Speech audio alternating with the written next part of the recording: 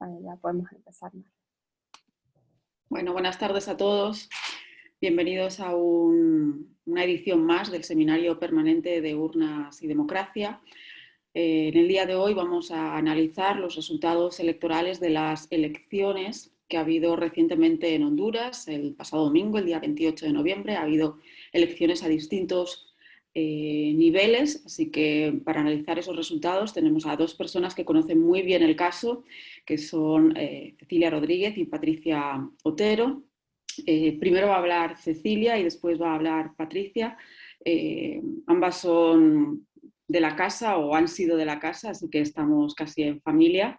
Cecilia es becaria postdoctoral en el área de ciencia política de la universidad y además es miembro del Instituto de Iberoamérica, y Patricia es profesora titular en la Universidad de Burgos y también tiene su doctorado por la Universidad de Salamanca en el área de ciencia política.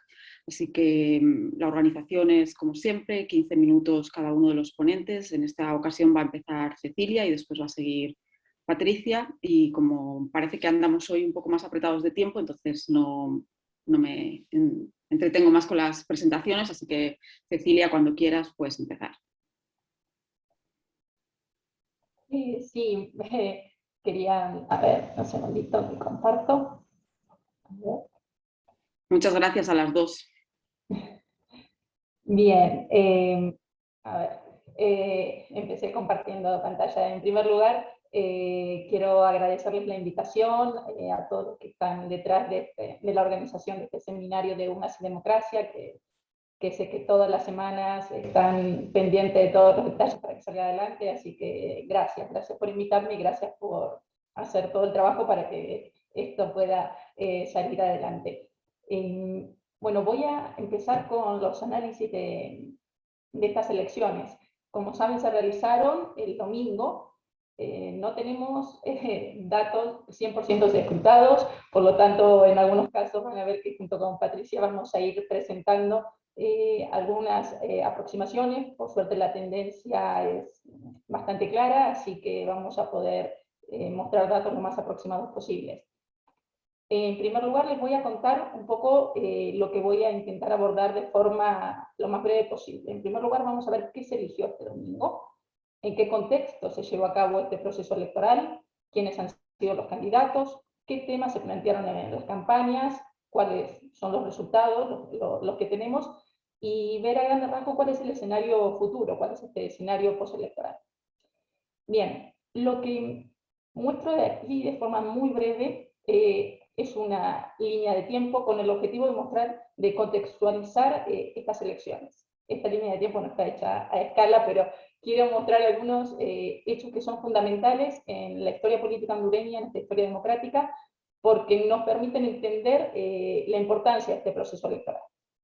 Desde el año 82, que se produce el retorno a la democracia, hasta el año 2009, nos encontramos con una sucesión de gobiernos que se han caracterizado por estar en manos o del Partido Liberal o del Partido Nacional.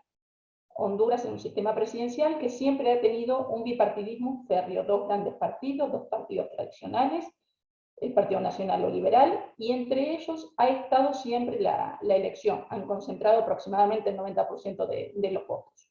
En el año 2009 se produce el golpe de Estado de Mel Zelaya, que era miembro del Partido Liberal, es expulsado del poder. La situación vuelve un poco a la normalidad de una forma un poco particular en el año 2010, porque se celebran elecciones, el golpe de Estado se llevó a cabo unos meses antes de realizarse ese proceso electoral. Ahí asume Porfirio Lobo del Partido Nacional, y a partir de ese momento empieza un periodo del Partido Nacional donde empieza a tomar cada vez más fuerza. Es el que está en el gobierno hasta el día de hoy. El Partido Nacional primero con Porfirio Lobo y después con dos mandatos de Juan Orlando Hernández. ¿Qué me interesa destacar? Que tenemos un primer mandato de Juan Orlando Hernández en el 2014, pero el segundo mandato se produce también de forma irregular. Es decir, tenemos una primera crisis política muy importante en 2009. A ver, Honduras ha tenido otras crisis, nada más que ninguna de tan gran envergadura, ¿no? Pero el segundo mandato de Juan Orlando Hernández estaba a nivel constitucional prohibido porque no estaba permitida la reelección. Sin embargo, por una libre interpretación en 2015 que hace la Corte Suprema de Justicia, se permite la candidatura de Juan Orlando Hernández, se presenta a las elecciones y gana, pero también en unas elecciones muy controvertidas. Se considera que ha existido un fraude electoral, la crisis postelectoral fue muy grande, por lo tanto la sociedad, si ya estaba polarizada a partir del año 2009, con la crisis del 2007 se ha polarizado aún más.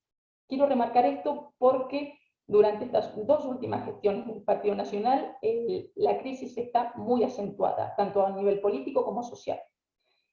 Una cosa que quería destacar también con respecto a esto es que después de este periodo del 2009 vamos a ver que hay un sistema de partidos que se ha transformado y nos vamos a encontrar con más partidos políticos. De hecho, cuando veamos los candidatos que se presentan en las elecciones, vamos a ver un gran número de agrupaciones políticas. Porque ahora nos encontramos con más partidos, tanto por izquierda como por derecha, en este espectro ideológico. Bien, he presentado de manera muy breve una historia, pero para entender el por qué estas elecciones están tan polarizadas. En primer lugar, destacar que no solo se elige el presidente, que la fórmula presidencial incluye un presidente y 3 designados presidenciales. Los designados es como una especie de vicepresidente, nada más que son 3, primero, segundo y tercer designado presidencial. Después se eligen a los 128 diputados propietarios y sus respectivos suplentes. También se eligen a los 20 miembros del Parlacén, del Parlamento Centroamericano, y también se eligen 298 alcaldes para los municipios. Bien, mostré brevemente un poco de la historia política hondureña, en la que destaqué que tenemos 2 gestiones del Partido Nacional, las últimas 2, con una crisis política muy acentuada, una inestabilidad política cada vez mayor. A su vez nos encontramos con una pérdida ya de confianza en la gestión de Juan Orlando Hernández en el Partido Nacional. Cada vez ha recibido más denuncias por los vínculos con el narcotráfico, no solo él, sino su hermano, que ha sido condenado por tráfico, varios miembros del partido. Por lo tanto, son varios los frentes que tiene abierto en este momento Juan Orlando Hernández. De hecho, la duda está qué pasará con él cuando tenga que dejar el poder, que ya no tendrá la inmunidad, y hasta qué punto todas estas causas judiciales serán abiertas o qué se sucederá con él. Por otro lado, nos encontramos con un país con un combate a la corrupción que ha quedado un poco en entredicho, porque hay un organismo que era para combatir la corrupción que fue cerrado, fue cancelado, que era la MASIC, fue eliminado durante la gestión de Juan Orlando Hernández. ¿Por qué? Porque no colaboraron, tiene niveles cada vez mayores de corrupción. De hecho, el índice de percepción de corrupción de Honduras cada vez es peor, ha caído, tiene 24 puntos, según Transparencia Internacional, para el año 2020, 24 puntos sobre 100, la media regional está en 43, es decir, que está muy por debajo de la media regional. Y así se pueden observar los valores donde vemos que cada vez está más acentuado estos niveles de corrupción. Con respecto al contexto económico y social, ni hablar que el COVID-19 ha generado estragos en todas partes. Honduras no ha sido una excepción. Más de 10.000 muertos, más de 370.000 casos. Ha sido escasa la vacunación, pero sobre todo ha quedado en evidencia la debilidad del sistema sanitario. De hecho, se han revelado casos de corrupción en plena pandemia por compra tanto de material como hospitales móviles. Quedó en evidencia también la debilidad del sistema educativo porque no podía afrontar la educación de forma virtual.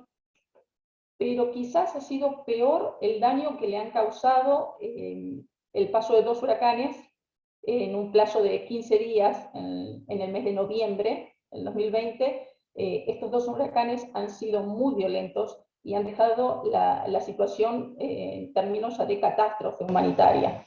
Por lo tanto, la situación a nivel económica y social en Honduras es muy grave en estos momentos. Esto, sumado a los niveles de inseguridad y violencia, provoca que cada vez sea mayor también la crisis migratoria. Recordemos que de Honduras salen constantemente caravanas hacia Estados Unidos. Como les contaba, la gestión de Juan Orlando Hernández ha sido pésimamente mal valorada. Aquí vemos que cada vez ha empeorado más los niveles de desaprobación. Y aquí vemos datos concretos. ¿Qué opinaba la ciudadanía? Estos datos son de octubre del 2021, sobre la gestión tanto en temas de salud, de educación, de corrupción, de empleo, como del manejo de la pandemia. En todos los casos, esa barra en color rojo que se ve es el porcentaje de población que desaprueba la gestión en esos temas. Es decir, suspenden todos. La valoración es muy mala. ¿Por qué quiero marcar esto? Porque la valoración de esta gestión es tan mala que durante la campaña electoral vamos a ver que el propio candidato del Partido Nacional va a intentar despegarse de la imagen de Juan Orlando. Y hay algo que es lo que más preocupa, sin lugar a dudas, es cómo está creciendo este nivel de autoritarismo, sobre todo en estas gestiones de Juan Orlando Hernández. El Partido Nacional se hizo muy fuerte después de la crisis política del 2009, ha sido el partido que sin duda de estos partidos tradicionales ha concentrado el poder, de la misma manera que el Partido Liberal vamos a ver que se fue desintegrando cada vez más, pero sobre todas las cosas el Partido Nacional se ha vuelto muy autoritario. Estos son los niveles de democracia plena que presentan es el índice creado por Variedades de Democracia. He puesto los valores de países centroamericanos como para comparar cómo es la evolución. No sé si se distinguen bien los colores, pero la línea de color morado es la que representa Honduras, y si vemos, a partir del 2010 cae aún más, y es la que está prácticamente abajo de todo, marcando los niveles de democracia. Está apenas por encima de Nicaragua, que es el país con los peores niveles de democracia plena. Obviamente el país que tiene los mejores valores es Costa Rica, que es la barra azul que está por encima. Pero cada vez se observa más este descenso en los niveles de democracia. Bien, ahora sí voy a mencionar los candidatos. Yo les comenté en un principio que Honduras se había caracterizado por un bipartidismo muy fuerte, que con el tiempo fue aumentando el número de partidos. Nos encontramos con una cantidad de candidatos que se presentan en las elecciones. Obviamente de todos estos candidatos, de estos 15, que en realidad luego fueron 14 porque se formó una alianza, solo 2 mujeres. De estos candidatos, 3 son los que tenían opciones, que son los que les voy a presentar en estos momentos. Xiomara Castro representaba la alianza opositora. Esta alianza estaba conformada por Libre, que es la agrupación política que ella lidera, y por el Partido Salvador Hondureño. El Partido Salvador Hondureño es una coalición entre PINU, que es un partido minoritario que existe ya hace varios años, y la corriente que sigue a Salvador Nasralla. Salvador Nasralla fue el candidato que se presentó en las elecciones anteriores liderando la oposición, y que Xiomara Castro lo que hizo fue sumarse a la candidatura de él en las elecciones anteriores. En este caso fue al revés. Salvador Nasralla es el que se suma a la candidatura de ella. Esta mujer de 62 años, que tiene un grado en administración de empresas, es la tercera vez que se presentaría a estas elecciones.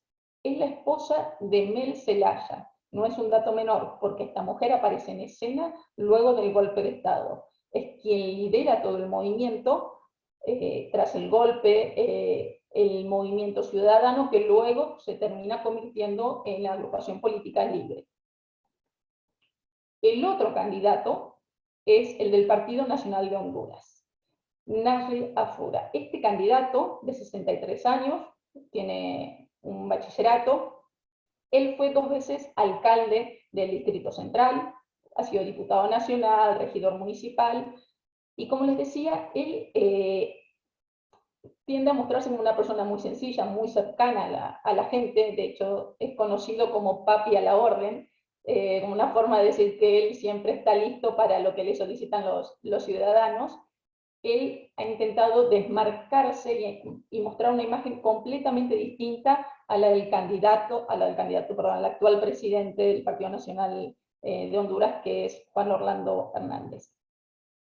Y el tercer candidato, aunque está lejos, porque los dos principales eran los anteriores, es el del Partido Liberal Hondureño. Como les comenté, este partido es uno de los partidos tradicionales que ha ido perdiendo peso, es Yanni Rosenthal. Rosenthal es un apellido muy tradicional en Honduras, muy vinculado al Partido Liberal Hondureño. Él tiene 55 años, es abogado, empresario. Su familia es miembro de una gran empresa, es una persona vinculada al mundo de los negocios, ha sido ministro de Presidencia, coordinador del gabinete económico del gobierno de Zelaya, diputado nacional, pero ha sido condenado a 3 años de prisión en Estados Unidos por sus vínculos con el narcotráfico, por lavado de dinero. Él estuvo 3 años preso, también fue candidato a las elecciones primarias, pero las perdió en el 2012.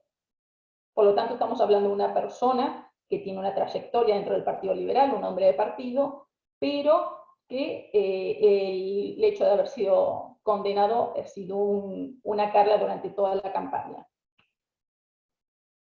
Bien, la campaña electoral ha estado muy polarizada entre el Partido Nacional y la candidata Xiomara Castro, que lidera esa alianza opositora. El Partido Liberal aparece como una alternativa, pero lejos de esas dos grandes opciones. Quiero aclarar que la campaña ha consistido más en ataques y contraataques. No es una cuestión, la discusión no es programática. De hecho, no presentan planes de gobierno realmente que estén elaborados, son propuestas. De hecho, estas propuestas son tomadas de meetings o de entrevistas que dan, pero ha consistido más que nada en insultos. El Partido Nacional, como les decía, el lema era "Papi es diferente". Esta persona, que es conocida como Papi a la Orden, se encargó de poner como lema "Papi es diferente", precisamente para marcar la diferencia con Juan Orlando Hernández, porque no quería que sea castigado por la gestión de él. Se concentró en decir que la campaña lo que había que hacer era derrotar al comunismo, porque Xiomara Castro representa el giro a la izquierda, el comunismo, y entonces es lo que han intentado destacar constantemente. Las acusaciones de narcotráfico y corrupción han sido entre todos los candidatos. Todos han acusado a los demás de narcotráfico o de corrupción. Ha centrado sus propuestas quizás más en el tema de generar empleo y respeto a los valores familiares. De hecho, ha organizado una manifestación para respetar los valores familiares. ¿Por qué? Porque vamos a ver las propuestas de Xiomara Castro, que según los demás candidatos estaba atentando a los valores familiares. Recordemos que Honduras es una sociedad más conservadora. Xiomara Castro utilizó como lema que había que derrotar a la dictadura del Partido Nacional. Nuevamente presente en esta campaña de la alianza las acusaciones de narcotráfico, de corrupción, pero ella, entre sus propuestas, está la de despenalizar el aborto. De hecho, contempló la idea de incluir entre las enseñanzas en las escuelas educación sexual inclusiva para personas LGTBI. ¿Qué sucede? Esa propuesta de educación sexual la tuvieron que retirar porque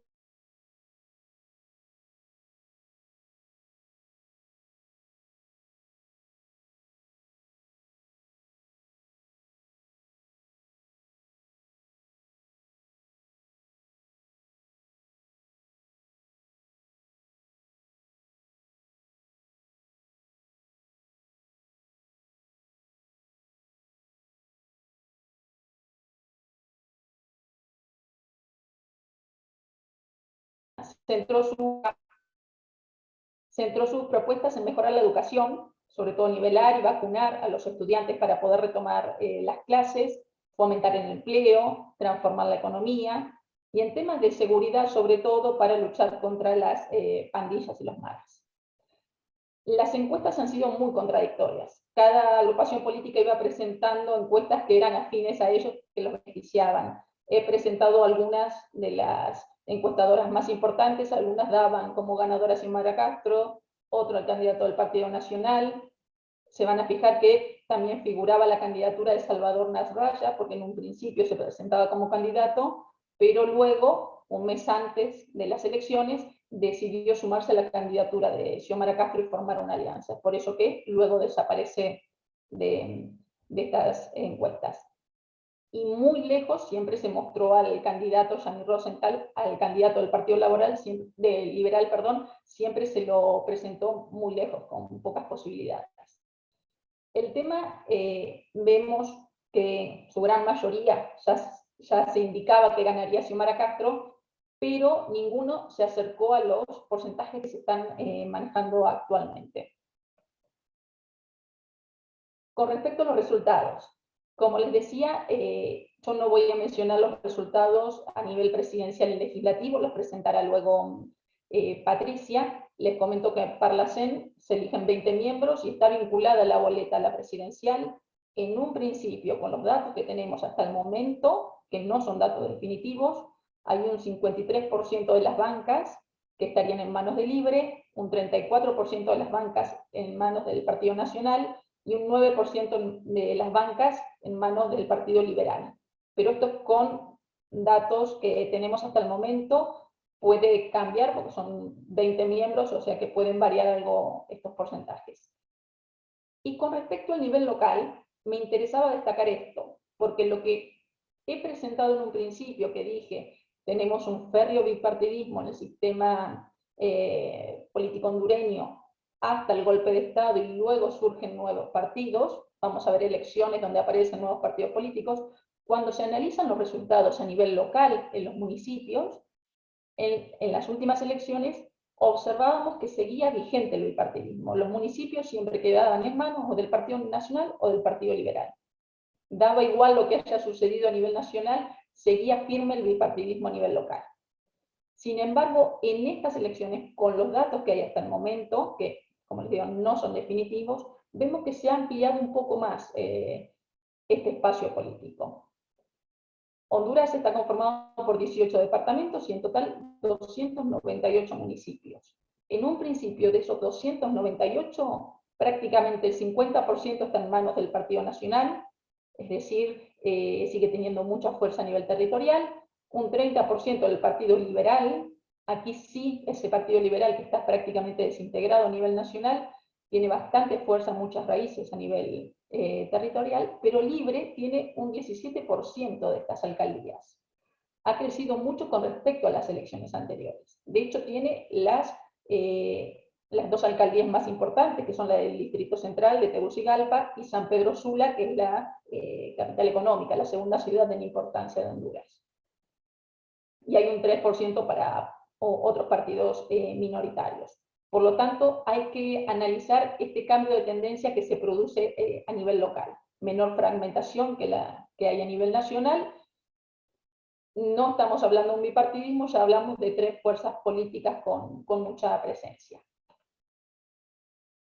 Mencionar un detalle antes de cerrar. Estas elecciones se han celebrado en pandemia. Había un protocolo sanitario, ha tenido muchas dificultades. De hecho, lo que se fijaba claramente que las personas tenían que hacer fila con una distancia social de 1,5 metros, 2 metros. Ahí he puesto una imagen de las personas y vemos claramente que no se ha cumplido este protocolo, ¿no? Que ha habido muchas dificultades porque ha habido muchas demoras y eso ha generado esta aglomeración de personas para poder votar. Con respecto a un escenario postelectoral, temas a tener en cuenta y que me preocupan, que la sociedad está polarizada, está cada vez más enfrentada, escasa confianza en el sistema democrático. Ya hemos visto cómo ha crecido el autoritarismo, hay poca credibilidad en el Consejo Nacional Electoral. De hecho, durante unas horas hubo un breve apagón.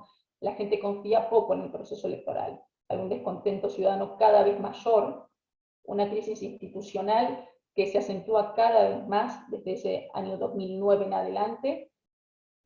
Y algo que hay que analizar, sobre todas las cosas, son las relaciones que va a tener Honduras con el exterior. Xiomara Castro promete retomar relaciones con China. hay que ver qué sucede y qué sucede con las relaciones que tienen con Estados Unidos. Recordemos que los vínculos son estrechos y necesarios para Honduras con Estados Unidos, así que hay que ver qué sucede a partir del 27 de enero que asuma el próximo gobierno. Por mi parte, llego hasta aquí, quedo a disposición para después seguir participando en la rueda de preguntas. Muy bien, muchísimas gracias, Cecilia. Entonces tiene ahora la palabra Patricia.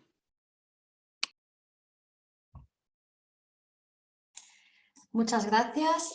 Bueno, antes de empezar la presentación, yo también quiero agradecer pues, a la organización del seminario de Urnas y Democracia pues, el invitarme a participar. Es un foro estupendo para seguir las elecciones de América Latina y bueno, yo me siento además pues, muy contenta de participar, pues porque al final, como ha dicho antes Mar, al final pues yo conozco muy bien la Universidad de Salamanca y sí la considero mi casa, así que bueno, estoy encantada de compartir este ratito con vosotras y vosotros. Estoy compartiendo la pantalla, no sé si se está viendo. ¿Sí? Sí, se ve perfecto, Patricia. Vale, un segundito porque... A ver. Aquí estoy. Vale. Bueno, pues yo voy a intentar avanzar en las cosas en las que Cecilia no ha hablado mucho y yo empiezo comentando algo que me parece pues un poco evidente y me gustaría recalcar que estas son unas elecciones históricas y yo creo que son históricas por varios motivos. Primero, una mujer llega a la presidencia de Honduras, un país donde la mujer en particular no ha tenido siempre muchos espacios de poder. Y esto es una cosa que hay que poner en valor, a pesar de que ella pues, es una cara conocida y que fue primera dama, esto no hay que olvidarlo. Entonces, bueno, me parece que es un elemento bastante destacable.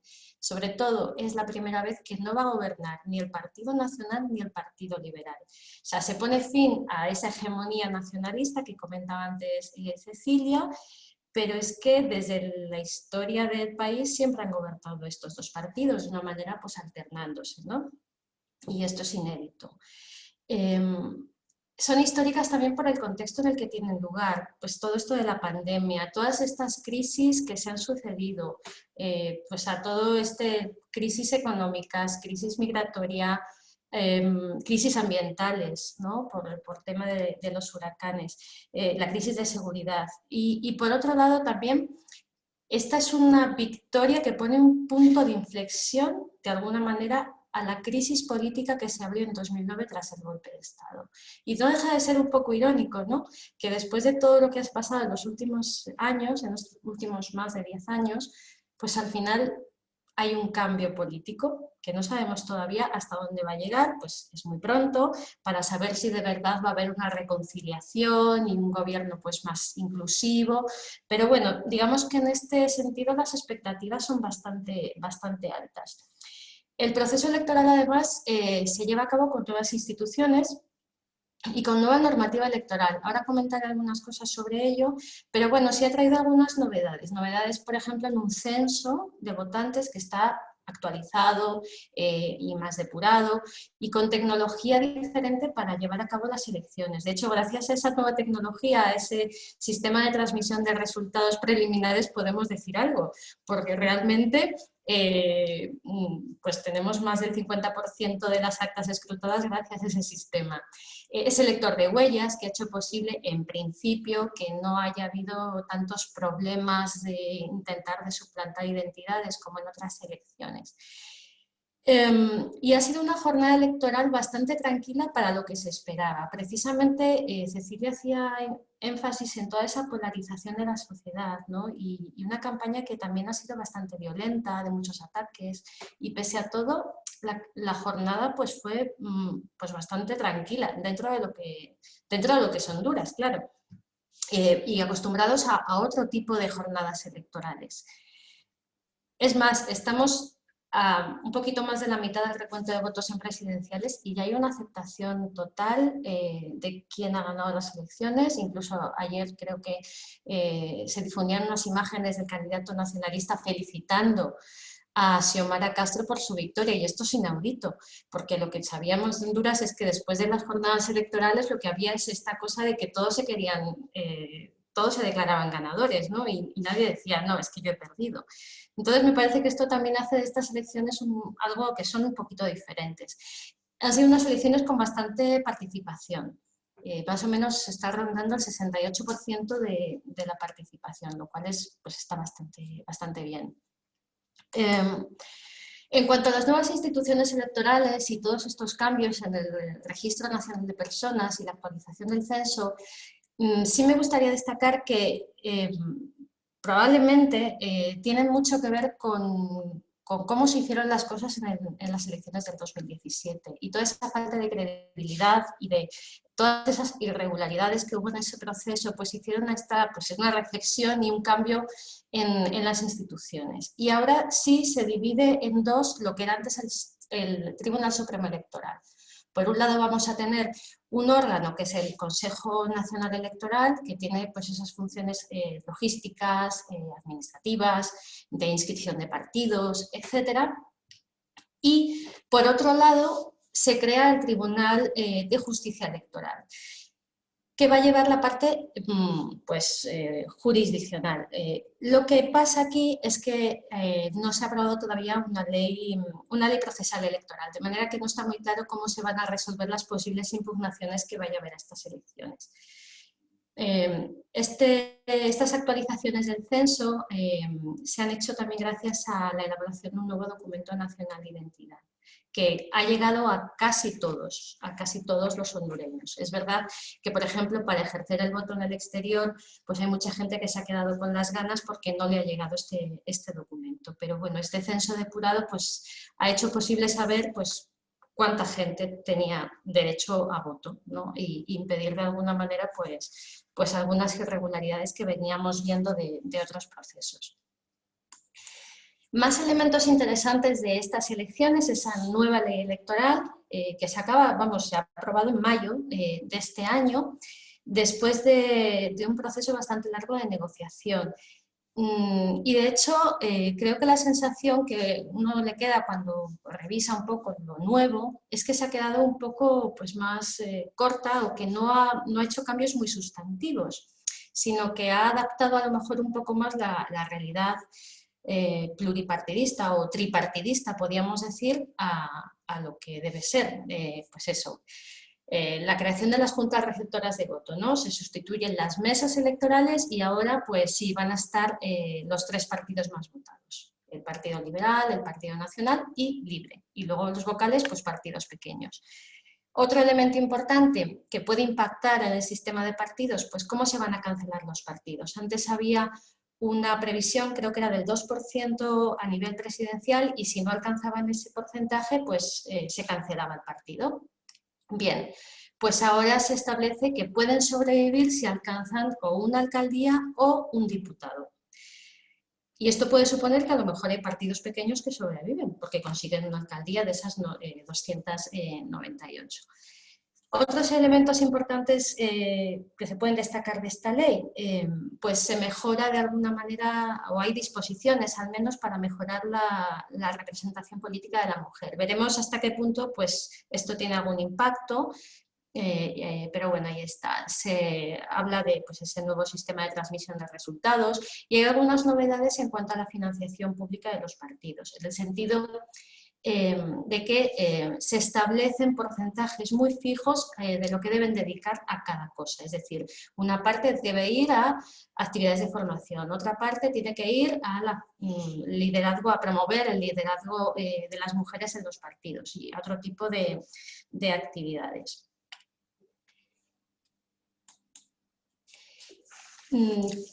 La cuestión que llama muchísimo la atención cuando uno ve todos los partidos que se presentaron en estas elecciones es pues eso, 14 y 2 movimientos, que no son partidos en sí, pero bueno.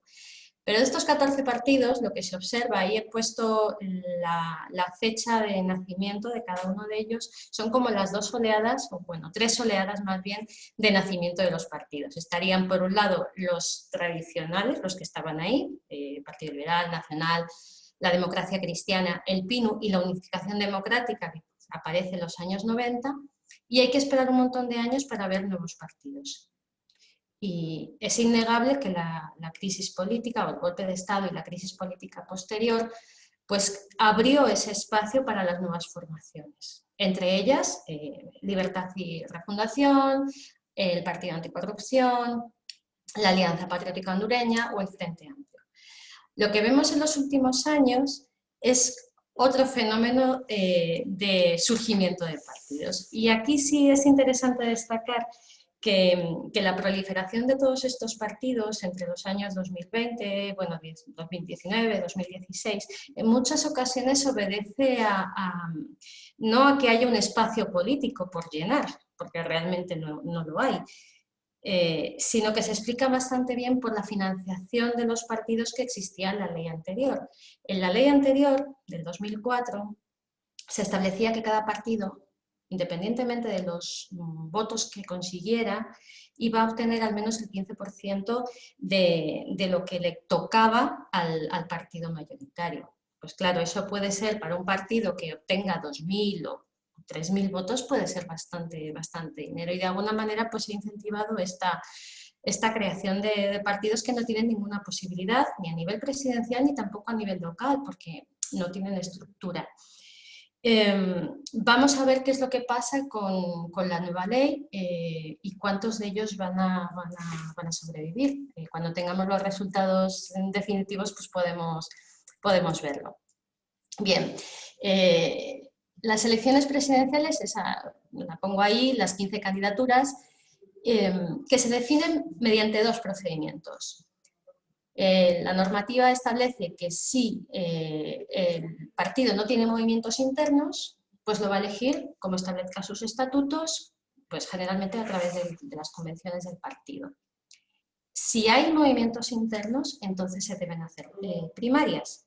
Y en este caso hubo 3 partidos que celebraron primarias, que fueron los 3 partidos más grandes en la actualidad de Honduras.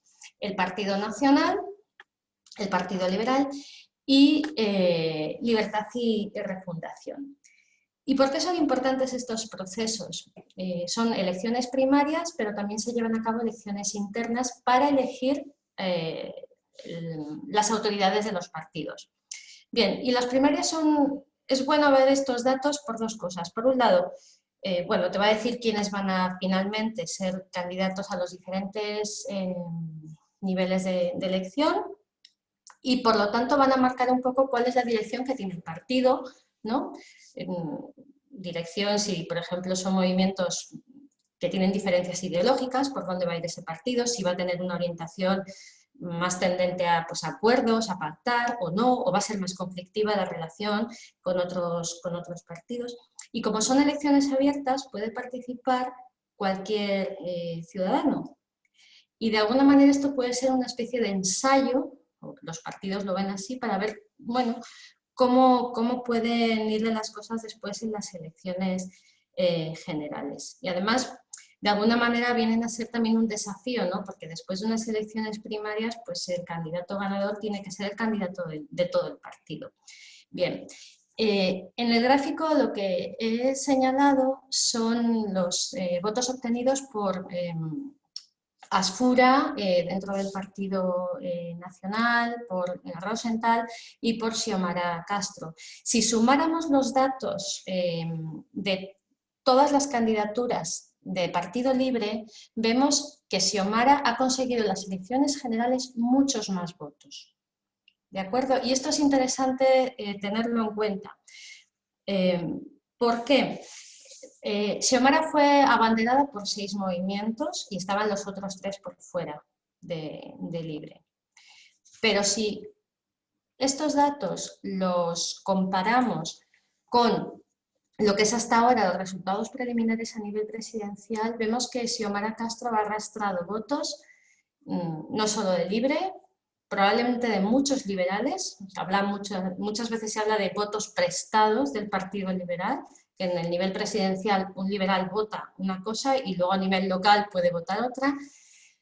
Ha arrastrado votos probablemente también del partido de Nasrallah, porque Nasrallah tenía bastante tirón en las encuestas antes de pactar y de estar en esa alianza, y también parece ser que ha tomado votos de independientes. Es decir, aquí estos son los datos que teníamos hoy a las 4 de la tarde, que probablemente a lo mejor a lo largo del día de hoy pueden un poco cambiar. Y la proyección que se ha hecho es que va a llegar más o menos a 1.400.000 votos, más o menos. ¿De acuerdo? ¿Qué nos da que pensar? Bueno, pues que ha habido un triunfo enorme a favor de Xiomara, pero también en contra de la gestión de Juan Orlando Hernández, ¿no? Y ha habido una especie de voto de castigo, si comparamos, y la diferencia abismal que existe entre el partido, los votos a Xiomara Castro y al candidato del Partido Nacional. Es decir, que esto es interesante destacar. Esa incorporación de mucho voto que no es solo voto de libre. Si vemos en esta tabla, se observa que, o sea, realmente los dos que tenían opciones, por así decirlo, de ser opción viable de gobierno, eran ellos dos. Rosenthal nunca despuntó las encuestas y bueno, se ha quedado muy lejos, con un resultado que yo creo que es el peor que ha tenido el Partido Liberal hasta ahora. Y por supuesto, pues todos estos pequeños partidos apenas alcanzan los 2.000 votos, incluso alguno un poco menos. Si vemos estos resultados por departamentos, esto es a nivel también presidencial, y podemos comparar cómo fue el mapa en las elecciones del 2017 y el mapa ahora, hasta lo que tenemos a día de hoy como resultados provisionales. Y es evidente pues ese vuelco, ¿no? El Partido Nacional tenía unos lugares donde siempre ganaba. Ganaba siempre en Intibucá, ganaba siempre en Copán, ganaba siempre en Lempira, solía ganar en Choluteca, en Valle. El mapa siempre era, por aquí abajo era azul y por aquí era rojo, era liberal. En el año 2017 el Partido Liberal, que no fue segunda opción de gobierno tampoco, esto fue ganado por la Alianza, conformada por Nasrallah, a la que se sumó después Libre. Bien, estos son los datos que tenemos ahora. Prácticamente en todos los departamentos la candidatura de Xiomara Castro ha sido la primera opción, salvo en el departamento del Paraíso, donde hay una diferencia pequeña, pero bueno, el Partido Nacional se mantiene como primera fuerza. Pero bueno, este mapa nos da cuenta un poco de lo histórico, ¿no? de estas elecciones. Y en cuanto al Congreso Nacional, nuevamente pues estamos con datos preliminares y esto no deja de ser una proyección.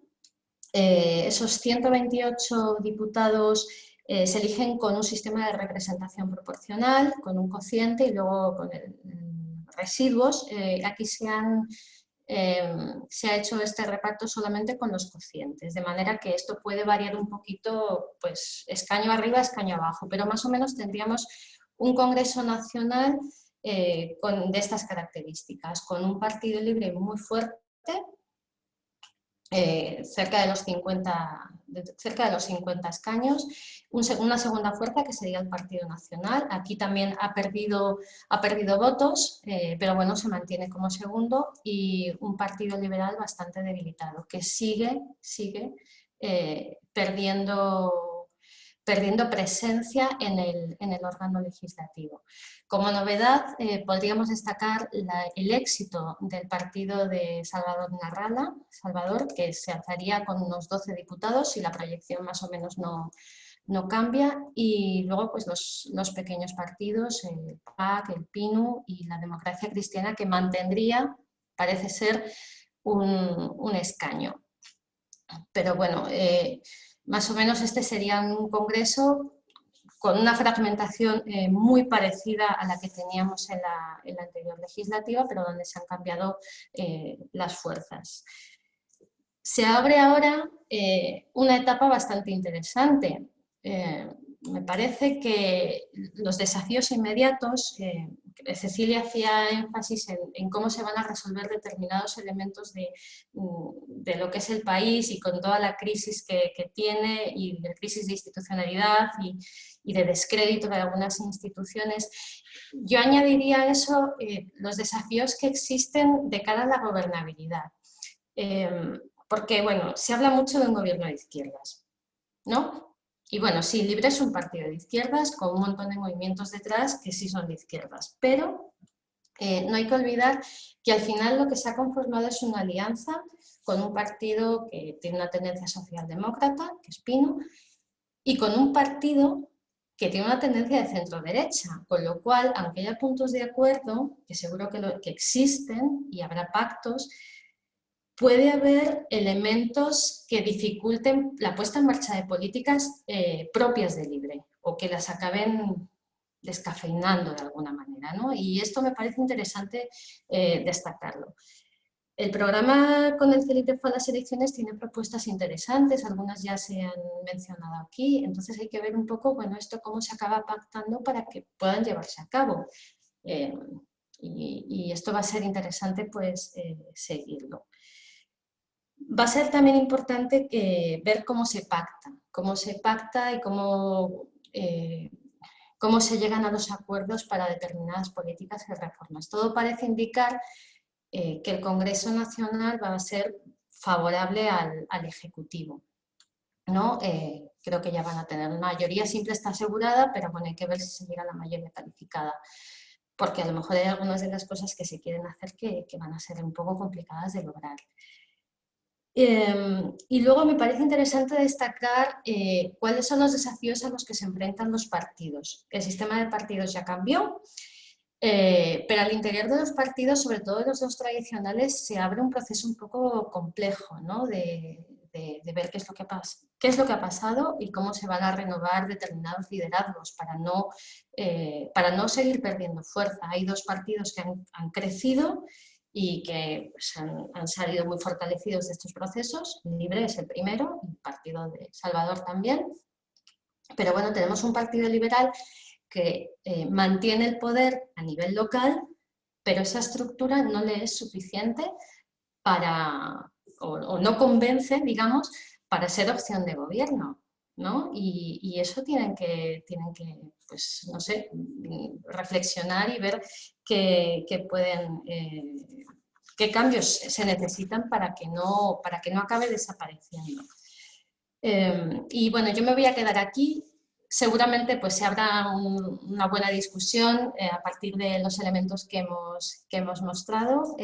Reitero el agradecimiento por haber sido invitada a este foro. Gracias. Muchas gracias, Patricia, y de nuevo muchas gracias, Cecilia, porque en este contexto de información reciente no consensuada o no todavía siendo oficial, pues es un reto analizar los resultados y el proceso electoral. Bueno, ahora se abre entonces, todavía nos quedan unos minutos para poder hacer algunas preguntas y compartir algunas dudas o reflexiones sobre el proceso. Podéis usar el chat o podéis abrir el micro y hacer la pregunta de viva voz. Hay una, si queréis, que os hago, que ya está aquí en el chat, que tiene que ver con el voto en el exterior, ¿no? Para los hondureños en el exterior. Y pregunta a Pablo si han podido votar los hondureños que están en el exterior, pero que están en situación irregular. No sé si tenéis datos sobre esto o si las reformas han incluido esto. El voto del exterior ha sido esta vez muy limitado. Creo que han sido unos 15.000, solamente 15.000 personas. Se permite votar en varias ciudades de Estados Unidos y en algunos países de Centroamérica, si no me equivoco, ¿no? Y el voto ha sido muy limitado porque no lograron tener el documento nacional de identidad nuevo. Entonces les ha sido imposible. Muy bien, muchas gracias. Cristian también tiene otra pregunta. ¿Qué propuestas del programa de Xiomara Castro resultarían menos viables dada la cantidad de escaños que sigue manteniendo el Partido Nacional? Esa es una pregunta. Y por otro lado dice, ¿qué podemos esperar de la relación de Xiomara Castro y el empresariado en general o las organizaciones como el Consejo Hondureño de la Empresa Privada en particular? Así que esas dos preguntas, relación con los negocios, con los empresarios y programas o partes del programa que son más viables, menos viables, perdón, teniendo en cuenta que no tienen mayoría absoluta. Bien, con respecto a eso, Xiomara Castro incluso dentro de su equipo a muchos miembros del empresariado. El empresariado siempre ha sido fuerte en Centroamérica, sin duda. En el caso hondureño han estado vinculados siempre a los partidos.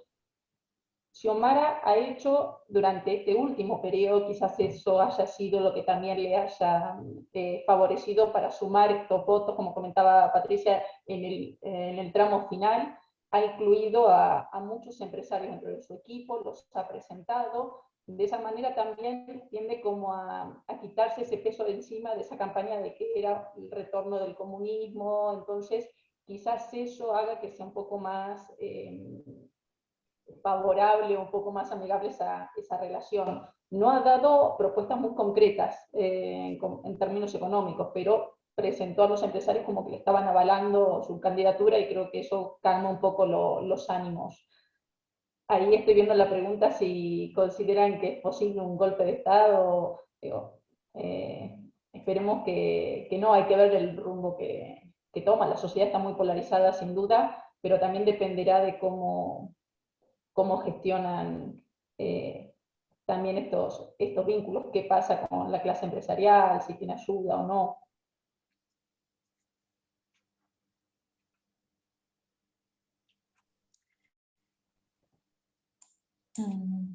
No sé si quieres contestar, Patricia, esa otra parte de qué políticas... Lo que estaba leyendo es sobre qué propuestas resultarían menos viables. Sí. Bueno, ya hemos señalado algunas. Yo creo que la despenalización del aborto va a ser muy complicada. Va a ser muy complicada que salga adelante porque hay mucha parte de la sociedad que lo ve como algo muy, muy negativo y que ataca a la familia. También en el programa estaba una reforma del Código Penal. Hay algunos elementos que sí pueden chocar bastante. A mí me parece que el trabajo de pactos que puedan haber con el legislativo va a ser bastante interesante. La cuestión es que todavía no sabemos con cuántos escaños van a poder contar. Entonces esto sería más bien, bueno, pues si creemos que esas cuestiones puedan generar más tensión, ¿no? Establecer relaciones con China, pues ahí la verdad es que no lo sé. No lo sé. Y he visto que hay otra pregunta sobre si Xiomara pueda sufrir un golpe de Estado como Zelaya. No lo sé, yo esperaría que no. La situación que se vivió en el 2009 fue crítica y yo creo que los hondureños ya esperaría que han aprendido, ¿no? de lo que supuso para el país todo el sufrimiento y todas las consecuencias posteriores que se tuvieron. Pero aún así estamos apenas a 3 días de las elecciones donde ni siquiera pues, se sabe con cuánto poder van a poder gobernar. Hay otra pregunta, es si hay declaraciones por parte de los observadores internacionales y una más concreta para Cecilia, preguntándole por qué afirma que la relación de Honduras con Estados Unidos es necesaria. A ver, en cuanto a los observadores internacionales, ya ha habido algunas declaraciones de la misión de observación que había. Bueno, en general, pues felicitaban un poco porque la jornada se ha llevado a cabo con bastante normalidad y sin violencia. Sí, pues mostraron algunos déficits de ese proceso, ¿no? Pues ese pagón que hubo, intento de boicot que parece ser que hubo al Consejo Nacional Electoral, al sistema, que hubo gente que intentó votar 2 veces, ¿no? Que también pues es bastante, es un clásico, ¿no? Pero en general todo ha ido más o menos en esa línea, ¿no? Que han sido unos procesos comparados con los del 2017 bastante con detalles buenos. Sí, con respecto a lo que preguntaban, si la relación con Estados Unidos, ¿por qué tiene que ser necesaria? Recordemos que el número de migrantes en general centroamericanos, no solo hondureños, hacia Estados Unidos es enorme. Gran parte de la población hondureña, el destino que tiene a la hora de emigrar es en Estados Unidos, y retornan constantemente muchos. En función de cómo están las relaciones, es el tratamiento también y las negociaciones que tienen para ver qué sucede con estos migrantes en situación irregular. Entonces, depende de esas buenas relaciones para tratar de, digamos, de apoyar a la población que migra. Quiero también agregar algo que dijo Patricia, que estoy de acuerdo cuando decían la propuesta del aborto, más allá de la voluntad política que pueda tener de sacarlo adelante Xiomara Castro. Sin duda la voluntad de un presidente es fundamental, es algo que suele ser bastante determinante, pero si tiene que ser aprobada por el Congreso, lo veo muy complicado. Los que conocen incluso los cuestionarios de élites, cuando se les pregunta su opinión con respecto al aborto, es algo que sale de forma contundente, que hombres, mujeres y de distintas ideas políticas en general en Centroamérica, en el caso hondureño en particular, suelen estar totalmente en contra, salvo que sea demasiado el cambio de mentalidad, que sea muy abrupto. Veo muy complicado que esa propuesta la saque adelante.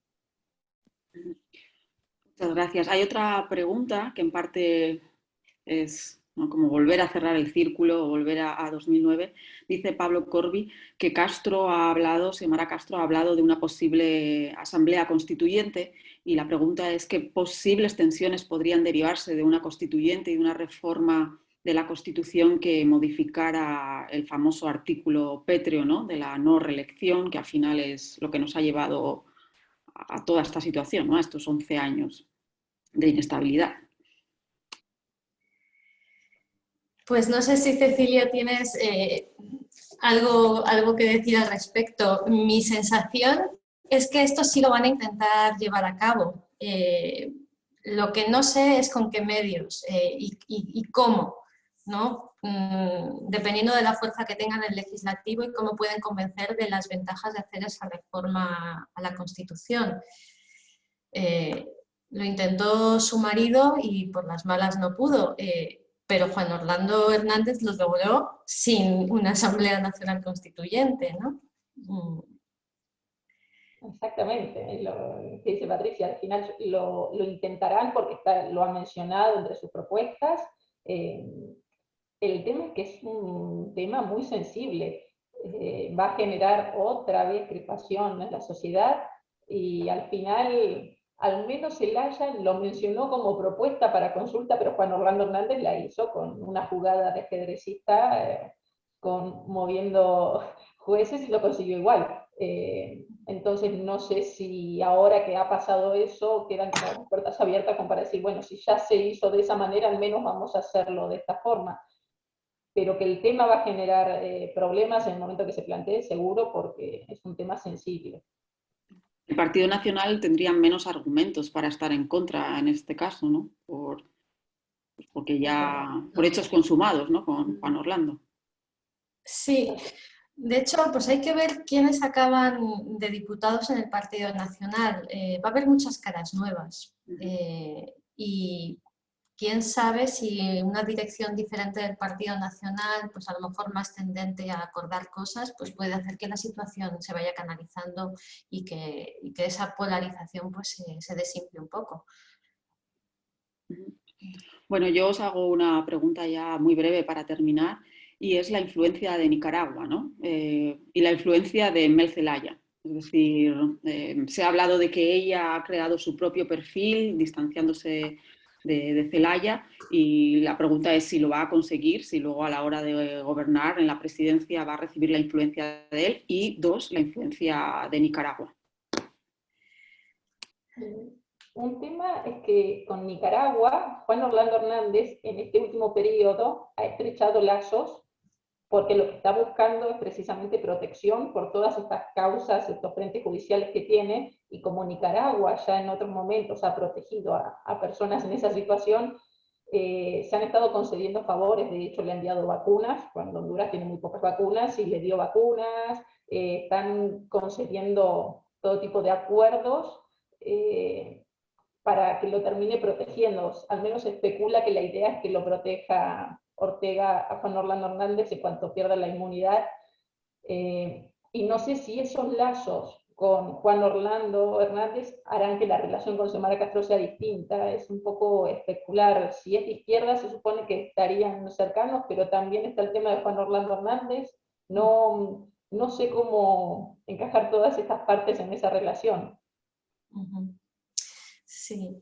Y en cuanto a la cuestión de Manuel Zelaya se ha mantenido bastante al margen en toda la campaña. De hecho, es difícil ver fotos de Xiomara Castro con él.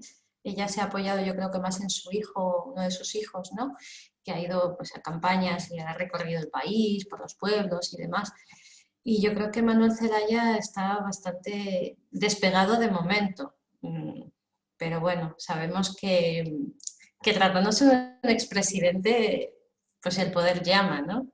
Vamos a ver qué pasa. Muy bien, pues muchísimas gracias de nuevo a las dos, a Patricia y a Cecilia, por el análisis de los resultados preliminares que tenemos hasta ahora de las elecciones hondureñas, y con esto yo creo que ponemos fin a esta sesión de Urnas y Democracia. Bueno, gracias. Hasta luego. Gracias.